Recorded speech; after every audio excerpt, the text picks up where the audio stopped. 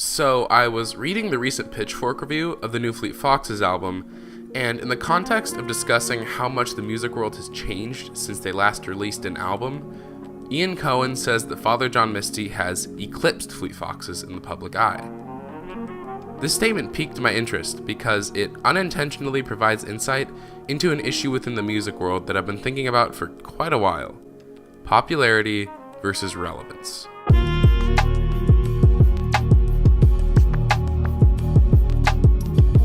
Let me explain. Father John Misty is certainly one of the most hyped indie musicians on the planet as of right now. Probably more hyped than Fleet Foxes, I think it's fair to say. However, Fleet Foxes definitely has a larger fan base. We can verify this pretty easily. For one, at the time I wrote this on June 17th, the new Fleet Foxes album Crack Up was sitting at number 13 on the iTunes Top Albums chart, alongside albums like the new Drake album, the new Young Thug album, and the new Lorde album. Huge behemoth pop albums. Pure Comedy simply never reached that height of sales. Secondly, in April, Father John Misty and Fleet Foxes both announced shows at the Observatory North Park, a venue in San Diego, this fall.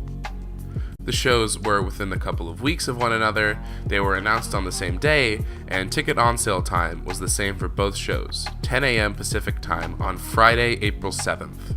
Now, being a big fan of Fleet Foxes, I wanted to go to the show, so I went to TicketWeb at 10:30, only to see that all the tickets had sold out. Father John Misty tickets, on the other hand, are still available right now, over 3 months later. However, Father John Misty has received an overwhelming amount of press attention and praise since the release of his 2015 album, I Love You, Honey Bear. It's become something of a meme at this point, just how much attention he gets from music writers. In short, Fleet Foxes is a more popular band, but Father John Misty is more relevant. Before we get any deeper, let's explicitly define what I mean by these two terms. Popularity is pure volume of fans, the likelihood that if you went up to someone in the street and asked if they'd heard of an artist, they would say yes. Relevance, on the other hand, is presence in the cultural zeitgeist. It's more slippery and ill-defined than popularity is, but in my eyes, the most popular artist is the one that's having the most think pieces written about them and being interviewed the most, the one that's making the music seen as more forward-thinking and exciting, and the one that's on the front page of Rolling Stone and Billboard and Pitchfork anytime they do so much as breathe. Something I see a lot from nearly all types of music listeners is the assumption that the two are mutually inclusive. Now, obviously, people aren't stating this sentiment in that specific verbiage because most people aren't interested enough in this pointless topic to codify such broad terms, but I see the idea that relevance equals popularity expressed all over the place. Popularity and relevance do often go hand in hand. A prime example of this is Drake, who is undisputedly the most popular and relevant recording artist alive as of right now. He shattered sales records last year with Views, and the recent billing of his More Life project, which also went platinum in its first week, as a playlist rather than an album, represents an interesting ideological shift in the priorities of both musicians and music fans. More on that at a later time. His albums are typically reviewed very positively.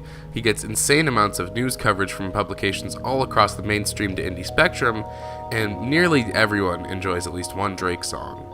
Rarely do we see a musical artist who so thoroughly eliminates the need for the conversation of largest musician alive.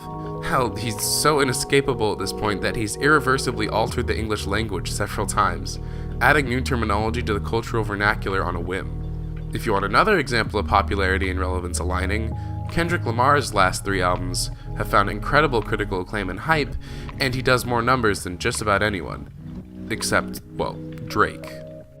But it's not always a two-way street. Sometimes, the artists with the largest fan bases in the world are shockingly unrelevant.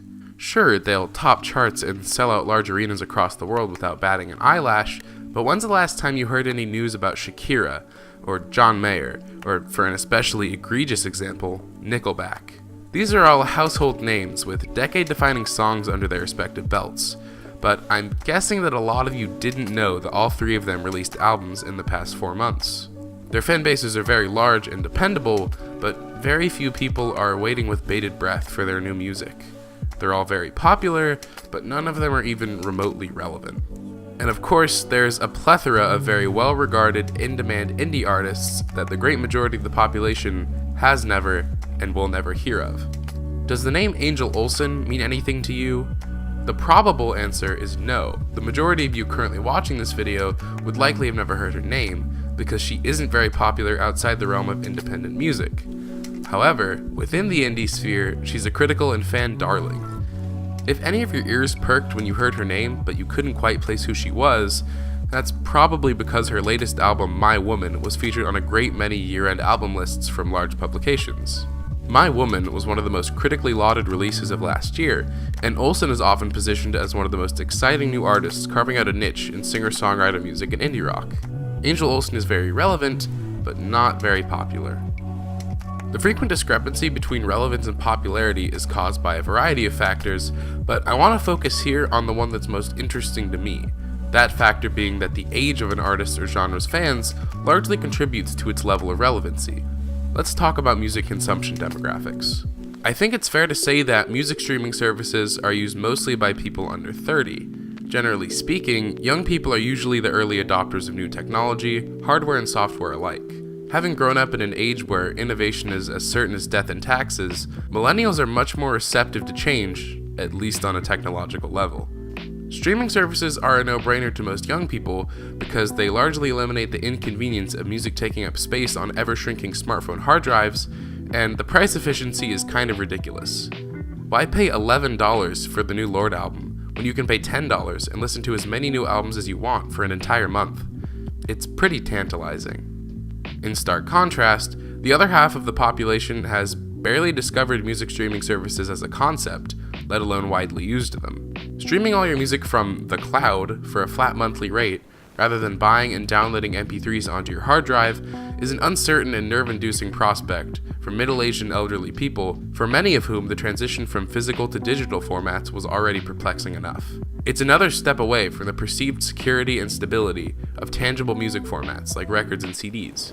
In my experience, most people middle-aged and above are familiar and comfortable with buying digital albums on Amazon and iTunes, but very few have made the switch to Apple Music or Spotify. Therefore, we can more or less gauge the difference in music taste between people above and below 30 by looking closely at the differences in the top charts of Apple Music and iTunes. A lot of the same albums show up on both charts, such as the aforementioned pop behemoths, but there are distinct differences, most notably the prevalence of hip-hop. The iTunes chart is pretty diverse, with fairly even representation from pop, country, hip-hop, and rock. The Apple Music chart, on the other hand, is full to bursting with hip-hop, divided evenly between industry titans and trendy, new-school SoundCloud rap. It's clear that young people are listening to the most rap of any demographic, and it's also very easily observable that rap is the most relevant music of the 2010s.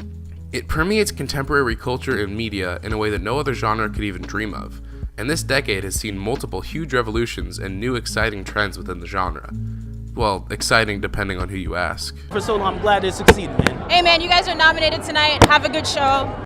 To synthesize and rephrase, the most relevant music is ultimately the music that young people are listening to. The reason the artists primarily listened to by young people are also the most prominently present in the cultural zeitgeist is that young people are more connected to and passionate about the music they listen to than ever. Young people follow their favorite artists on social media. They're notified anytime their artists release a new song, announce tour dates, or do pretty much anything. Anytime they want to listen to their favorite music, they have incredibly portable personal stereos at their disposal at nearly all times, allowing them to listen to their music much more frequently. The contemporary youth, music, and technology subcultures have coalesced in such a way that many people largely define themselves by the music they listen to, and those artists are more talked and buzzed about by their young fans than those listened to by older people. And in terms of why many popular artists with middle-aged and elderly fan bases are not as relevant, well, it's mostly because older music fans are quiet. They often have more money at their disposal, so shows will sell out more quickly and in larger arenas, and they're still faithful to their favorite artists, but they lack the fervency and zeal of younger listeners, as it were. It's also that adults usually have a lot less free time to pay attention to what's happening in music. Full-time jobs and family life usually result in a reorganization of priorities, and keeping in touch with musical trends and seeking out new artists often falls by the wayside. This is also why streaming services are so crucial to the increasing divergence between popularity and relevance. For the first time in history, money is no longer a barrier separating young people from hearing all the music they love. Most premium services only charge $10 a month, which is completely accessible to the majority of Americans, and many platforms like YouTube and Spotify even have completely free ad-funded tiers. This is not to speak of all of the free, if questionably legal avenues of music listening, like unlicensed YouTube uploads and torrents. Furthermore, nearly all streaming services actively encourage subscribers to seek out new sounds, with curated playlists and recommendations that cycle regularly. The streaming service model has significantly altered the way people consume music and has blurred the definition of success in the music world to an almost unreadable scribble. On the current path, the line between popularity and relevance will continue to further blur until it is truly undefinable. But for now, it sure is fun to watch established cultural paradigms crumble as they're replaced by new, technologically wrought trends and patterns of consumption. Also, most importantly of all, this YouTube channel is neither popular nor relevant. So if you enjoyed, then go ahead and leave a like, and feel free to subscribe to the channel and check out my blog if you want to see more things like this, link in the description. I should be publishing my monthly album roundup for March in a couple of days, and the next Criticism Files will be out sometime next week. As always, thanks for watching, and I'll see you next time.